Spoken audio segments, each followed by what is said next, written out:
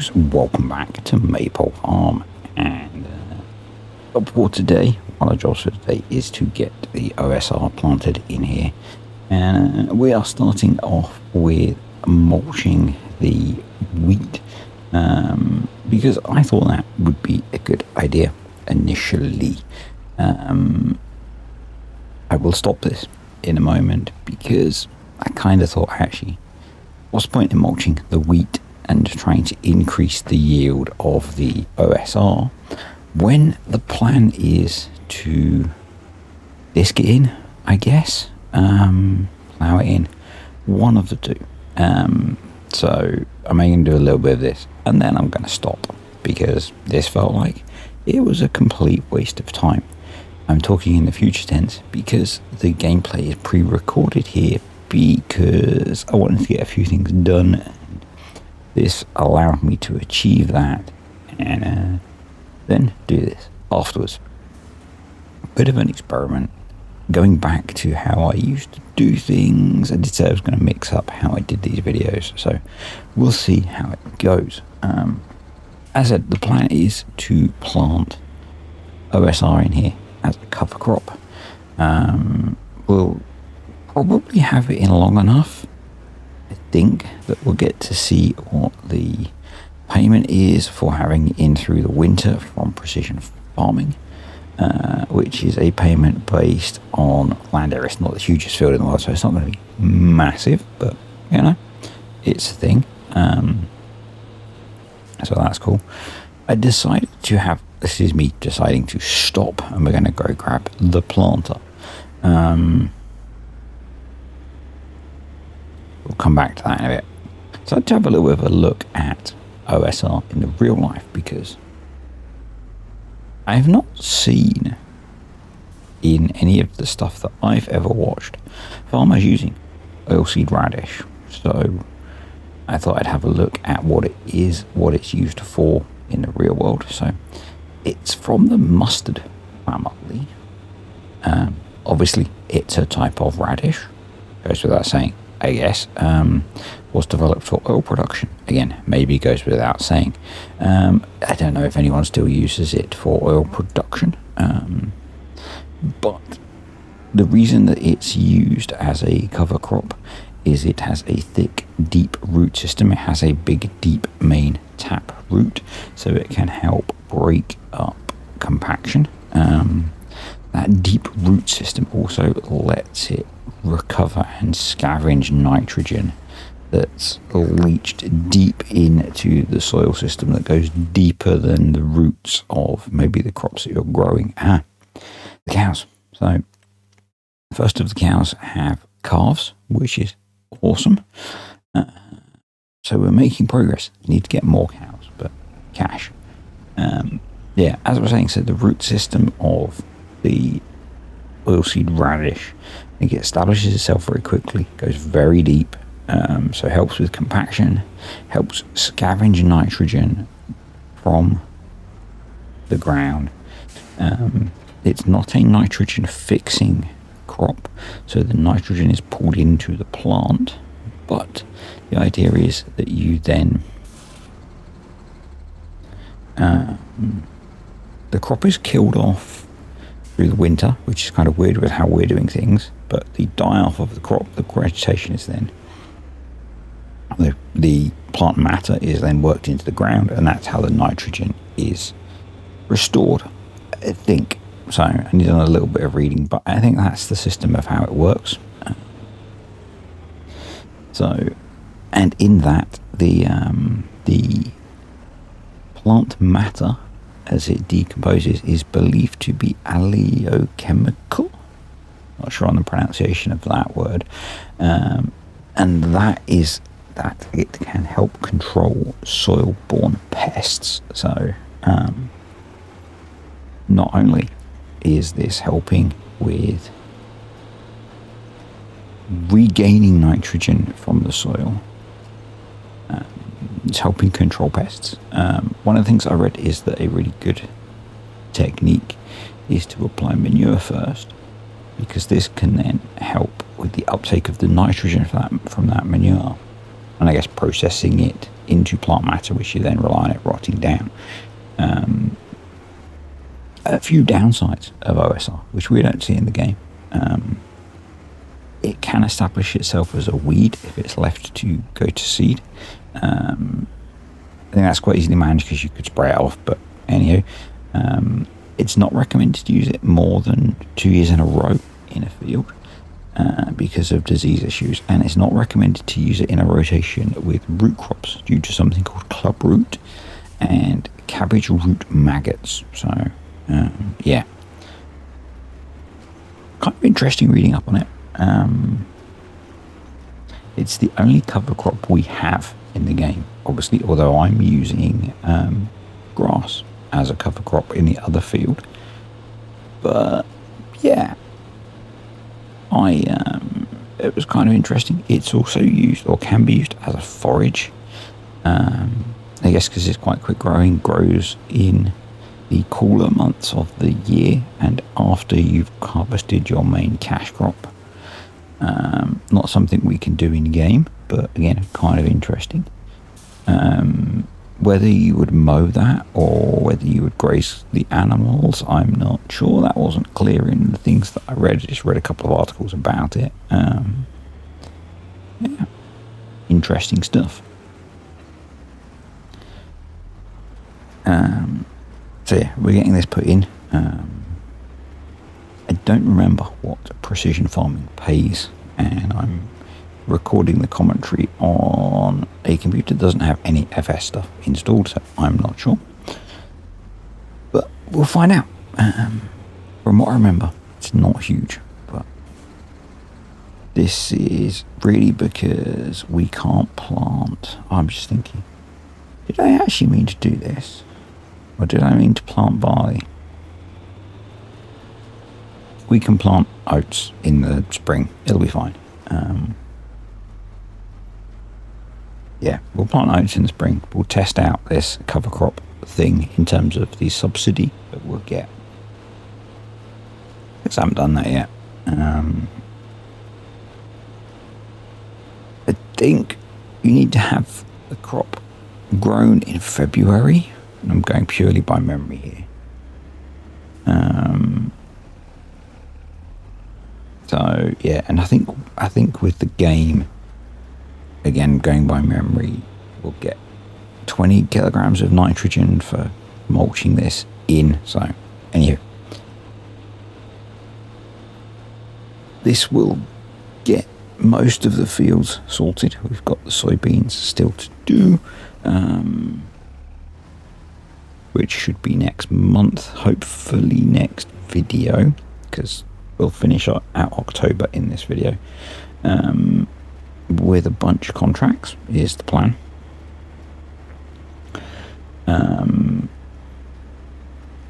So that's what we're going to do after this, because this job is obviously not. I'm not going to roll this crop because it's a cover crop and we're not going to harvest it, so there's no point rolling it.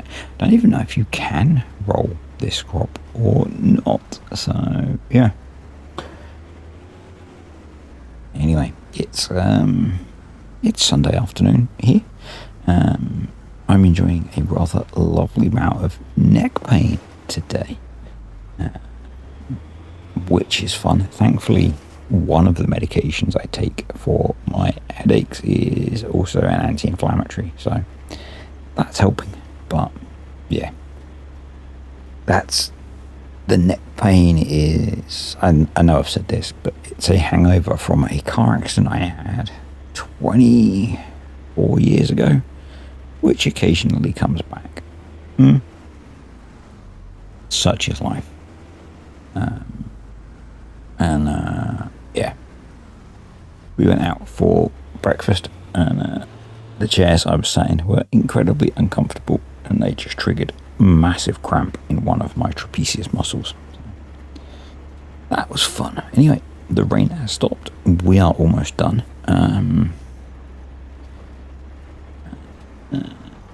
This was a nice, easy job. I really like the cedar. It's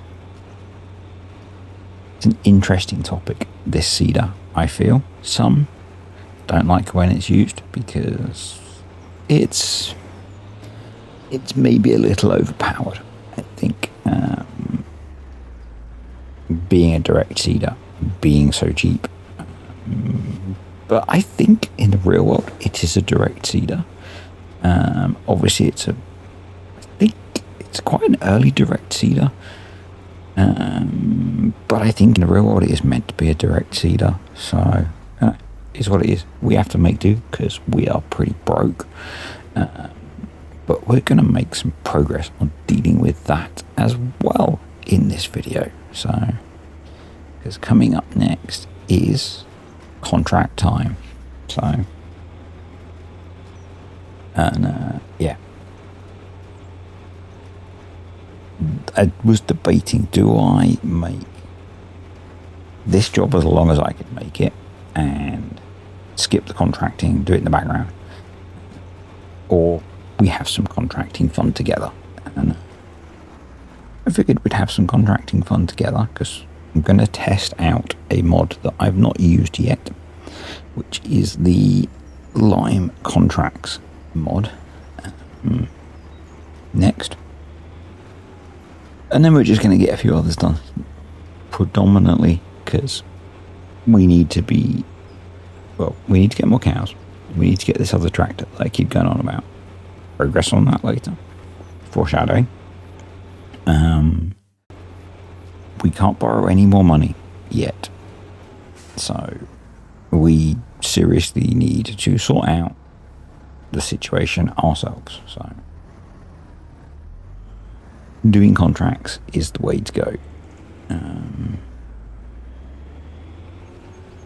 Until the cows are producing. Now we've got the first calves, which means in 10 months we'll start getting milk, which is going to be what? November, December, January, February, March, April, May, June. Well, again, November, December, January, February, March, April, May, June, July, August. It's way off yet.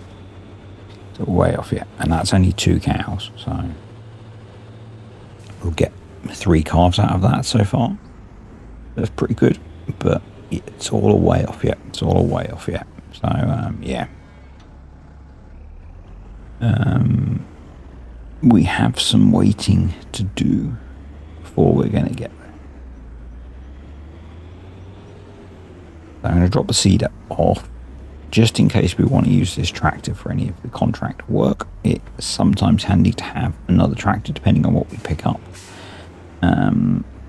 I don't think we need to do any more baling contracts at the moment, but you never know. It might be worth it. But the thing that I want to test next, when I've done faffing and scrolling and stuff, is some of the lime contracts come with bags of lime. So do we get enough with that to cover doing the whole contract? And do they work with precision farming? Foreshadowing. Yeah. So, bunch of cultivating contracts as well. Picking those up would probably be quite nice. We can have a play with the Versatile from the Prairies and Plains DLC. Because I've not really used one of those. We could do some of the fertilizing contracts because we've got a vert spreader and a suitable tractor to run it. It would be quite nice, probably, to fertilize the grass field, because if we do that as a contract, we'll get more grass off of it and make more excess bales, hopefully. But yeah, this guy is the one that interests me. Liming Field 5. It needs 6,500 litres of lime. It comes with 6,000 litres of lime. Is that enough? Will it do the job? And it's going to pay us $6,500. So, seems pretty sweet. The stone picking one isn't bad actually either, But this is intriguing to me. So let's go visit Field 5. And we'll get them to deliver the kit to us, and we'll see if it's going to work. But the other nice thing is, because I'm running better contracts, we are building up I guess, reputation or a relationship with the farmers that we work with, which is going to give us a discount when we buy fields from them.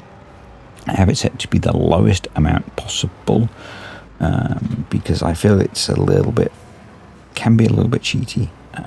So at the moment, I think we've got like a 3% discount with the guy that we're working with. But I do quite like it. It worked quite well on the Saxthorpe save, where I think we had it set at 5%, which I thought was a bit too heavy a discount. But yeah, might even be 1%. Might be 1%. I guess it's 1%, and then with a max of like 15 or something like that. We have to earn it, but you know, I feel like that would be kind of how it might work. You do a lot of work with the guy, you get to know him, he gives you a bit of money off if you want to buy stuff from him. Anywho, we're going to get this contract going. Obviously, we're running precision farming, so and I don't know if it showed when I was doing that, but it says in the menu system currently preparing contract, and it stays on preparing contract. It's not showing the progress bar at all in the HUD. And when I went into I tried to save the game, when I had the console up, there were errors.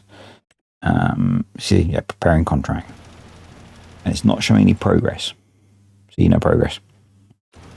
I don't think this mod is compatible with precision farming. I don't know if you guys have tried it with precision farming or not, but yeah, it seems like it doesn't work with precision farming. So at this point, I thought, I know what I'll do. I'll save the game and reload it, see if that clears the preparing contract thing. Could not get the game to save. So there were some errors in the log related to the contract vehicle. Basically, it just sat in the save screen doing nothing. The only thing I could do was quit the game through the console. So I hadn't saved it after I'd finished planting the OSR, so I had to redo that. And then we're back picking a contract to do.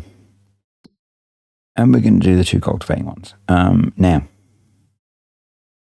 in replanting the oilseed radish, I noticed that the bit that I had mulched didn't plant. I left it as it was unplanted because it's how I'd left it before. But it would appear if you mulch, you can't direct drill into mulched ground, which seemed weird. It's a thing. So yeah, that half a headland is not planted. So oh well. But yeah, we're going to borrow the versatile and the kit that goes with that. But we're going to do the 2 cultivating contracts because they're next to each other. So nice, easy job. And because I've been struggling lately with things to talk about, we've got a few more facts for you. Because I was kind of curious as to, can you get versatile in the UK? Turns out you can.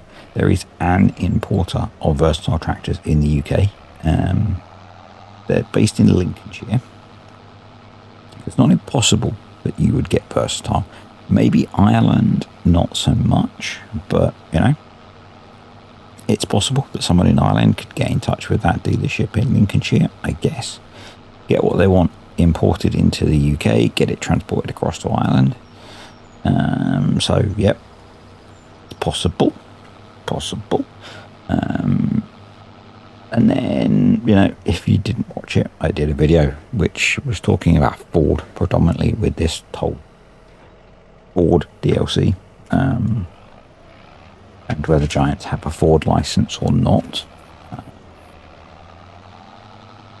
But then I thought I'd have a little bit of a look at Versatile again. So Turns out they were the first company to mass produce articulated four-wheel drive tractors, starting back in 1966 with the D100, which is a cool looking little open cab four-wheel drive articulated tractor. It's got 100 horsepower. It's got a Ford engine in it, ironically. But it looks awesome. It looks like the old articulated Deutz that we've seen, four wheels the same size, open cab kind of thing. Looks really cool. So, yeah. Still primarily manufactured in Canada, in Winnipeg, I think. They do have a plant in the US now. Interestingly, again, something that came up as I was researching their history, they've changed hands a few times. They are owned by Bueller Industries as a headline. But then I think Bueller Industries has maybe been brought out a few times, and they've been owned by Rotzelmash. They're now owned by...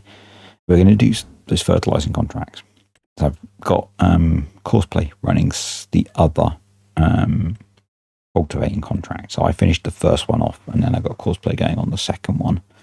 But we need to buy some fertilizer, so we're going to do that. I figured a bit of variety would be interesting. But yeah, just to finish up. So Rotzelmash owned the controlling interest in Bueller Industries, I believe. And then that's recently been sold to Basak Tractors, a Turkish manufacturer. So yeah, interesting company. Anyhow, fertilizing contracts. These work because they're part of the base game, well, base precision farming, I guess. But yeah, I let Courseplay run the other cultivating contract so we could do this job. And basically it's going to let us earn a bit more cash a bit more quickly. And so I want to get this grassfield fertilized, because if we can get a baling contract on there, that's going to be great for us next year. It's a nice big field. I think it's the one that I actually did maybe the first hay contract on. I'm not sure. I think we did a grass contract on there. So yeah, but the more we can get off of it, the better, obviously, if we can get a contract on there. No guarantee we will, but worth a try. It'd be really interesting with Matrix's Mobile Contracts mod. I don't know, it might be worth putting a suggestion in if you could turn off the other ones. You only got those, because like the wrapping and the mowing, they're a bit basic. I mean, the mowing one I did actually paid really well and was relatively quick, but I'd rather get the whole process. I'd rather do it all, because from our point of view at the moment, we need the excess crop. Now, we might not come spring once we've got our pasture established. But it depends how big we get the herd. Now, I don't really want to get it huge. I think 20 heifers in total and 2 bulls. Now, interestingly, I'll say chatting. Eagle will send me some information, which others of you who have been playing with realistic livestock may or may not know. He said that the bull can't mate in successive cycles with the cows. I've not tried it yet, obviously. It's something I want to test out, but I don't know if any others of you that have played with realistic livestock have found that you need to rotate your bulls, which, assuming that you're not using the calves as well, would be kind of annoying, kind of unrealistic. As long as you're not breeding them to the offspring, I think most farmers would tend to just keep reusing the same bull. So, but the way we can manage that is if we've got 2 sheds of heifers and then 2 bulls, we can swap them, I guess, each year. So yeah, that would work, I suppose, but it's a little bit annoying. It's a little bit annoying. If that's intentional, I don't know. But yeah. So nice, easy, quick fertilizing contract. I've dropped the working width down a bit to reduce the overspread because the field's not that wide. Yeah, quick, easy cash. Obviously, we spent money on fertilizer, but we need fertilizer anyway. So I like fertilizing contracts. They make money quickly. And we've not got the fastest tractor, but if you've got a fast track tool, then yeah, you're in a pretty good position. I'm really looking forward to the two DLCs coming. MB tracks and old JCBs for the win. Going to be awesome. It's going to be awesome. Assuming Giants don't screw up both of them, then yeah, be really good. Looking forward to it. Hopefully they don't. It would be really nice to have some even older JCB stuff. But hey, it is what it is, isn't it? It is what it is.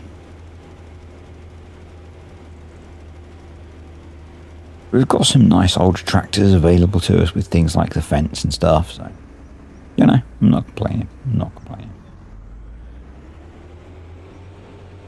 And we will very quickly have this contract done. I'm going to go off and do the other two because fertilizing contracts are pretty quick and self-explanatory. And then we'll finish up the cultivating contract and we'll have a quick look at something interesting that crops up in the sales. Crops. I know. I'm ever so witty, aren't I? Yeah. So, and we'll, yeah. So there we go.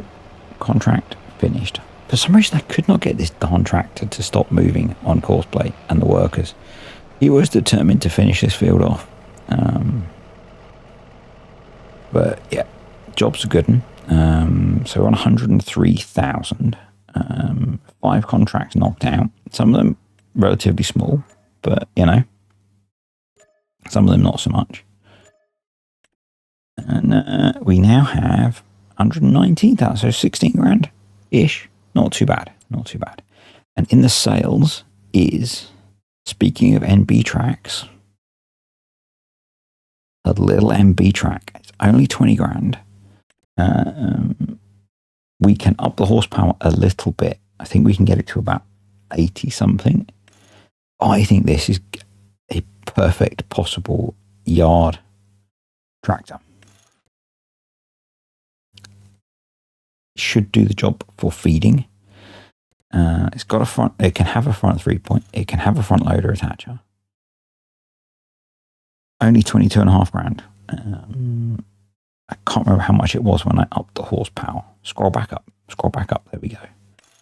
Yeah, so we can go to 78 horsepower in an automatic for 22,500. I think that's going to be perfect. Let me know what you think about picking that up. I need to install the front loader that goes with it. But I think that's going to be great for what we want. And it's cool. Yeah. I hope you enjoyed the video. If you did, click the like button. And we will be... I'm just looking now for the front loaders. It's not there. I need to install it. It's a separate mod. I'll be back later in the week with hopefully a soybean harvest and buying a cool tractor. I've not messed around with these MB tracks, but hopefully they're quite good. We'll see. But I've always liked them. Anyway, that's it for today. See you later, folks.